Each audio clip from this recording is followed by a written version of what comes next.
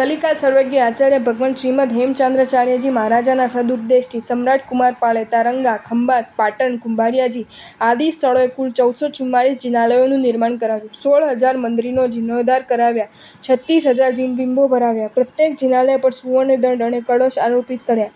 વધુમાં પોતાના પિતાશ્રીના આત્મશ્રીયાર્થે ત્રિભુવનપોળ વિહાર નામના ભવ્ય પ્રાસાદનું નિર્માણ કર્યું. તેમાં રત્નના 24 પ્રતિમાજી, સુવર્ણના 24 પ્રતિમાજી, ચાંદીના 24 પ્રતિમાજી પ્રતિષ્ઠિત કર્યા. 125 ઇંચની મૂલનાયક ભગવાન શ્રી નેમનાથ પ્રભુની પ્રતિમા રિષ્ટ રત્નમાંથી ભરાવી. આ એક જ જિનાલયના નિર્માણમાં મહારાજાએ કુલ 96 કરોડ સોના મોહરનો સત્યય કર્યો.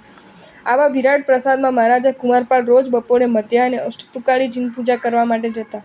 ત્યારે તેમની સાથે પાળનપુરના પ્રહલાદન રાજા, શાંખભરીના રાજા, અર્ણોરાજ આદિ કુલ 72 રાજાઓ, રેવત તીર્થોદ્ધારક દંડનાયક સાજન, 24 જિનાલયો બંધાવનાર મંત્રી આભળ, સિદ્ધપુરમાં ચતુર્મુખ પ્રાસાદ બંધાવનાર મંત્રી આલિકદેવ, ગુરુભક્ત મંત્રી શાંતનુ, 99 લાખ દ્રવ્યોનો સ્વામી છાડા શેઠ, 6 કરોડ દ્રવ્યનો સ્વામી કુબેરદત્ત, 10,000 અશ્વના સ્વામી પ્રધ્યાન ઉદ્યાન, અંબરદેવ, બહાડદેવ, વાઘભટ્ટ આદિ કુલ 1800 કોટ્યાધિપતિઓ જોડાતા હતા.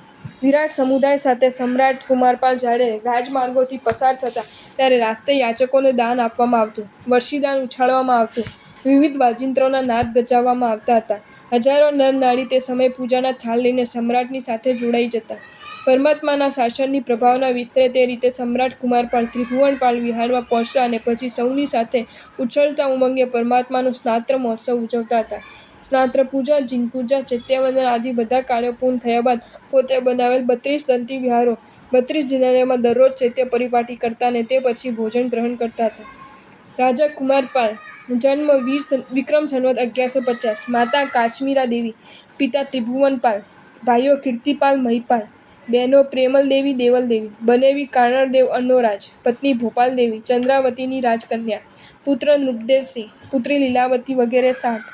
દૌહિત્ર પ્રતાપમલ, ભાણેજ ભોજદેવ, ગ્રહત્યાગ 24 વર્ષની વયે સિદ્ધરાજના ભયે. ઉપકાર્યો પૂજ્ય આચાર્ય શ્રી હેમચંદ્ર સુરી મહારાજ સાહેબ બહાડ, આલિક સજ્જન, આલિક કુમાર ભીમો ખેડૂત, બોસીરી બ્રાહ્મણ. રાજ્ય અભિષેક વિક્રમ સંવત 1199. માગશર સુદ ચોથ. મંત્રી ઉદયન આલિકદેવ, મહામાત્ય બહાડ.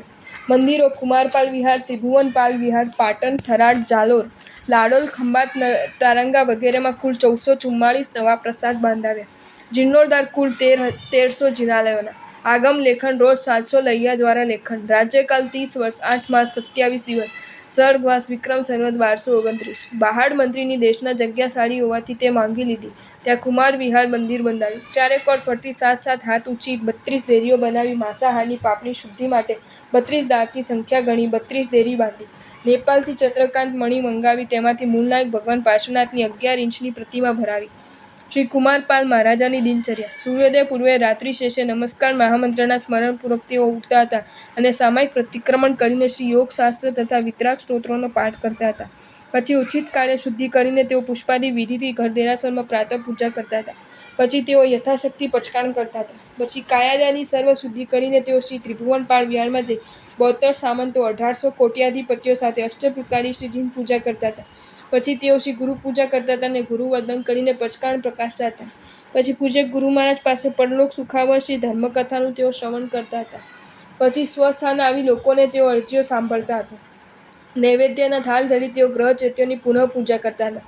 પછી તેઓ સુશ્રાવક સાધર્મિક ભાઈઓ સાથે સનવિભાગ કરી ઉચિત અનુકંપાદી દાનપૂર્વક શુદ્ધ ભોજન કરતા હતા. પછી સભામાં જઈ વિદ્વાનો સાથે તેઓ શાસ્ત્રાર્થ વિચારતા હતા. પછી તેઓ રાજ સિંહાસને બેસીને સામંત, મંત્રી, માંડલિક, શ્રેષ્ઠી આદિ મહાજનોને દર્શન આપતા હતા. પછી તેઓ આઠમ, ચૌદસે, પોષદ ઉપવાસ અને બાકી દિવસોએ દિવસના 8મા ભાગને સાંજનું ભોજન કરી લેતા હતા.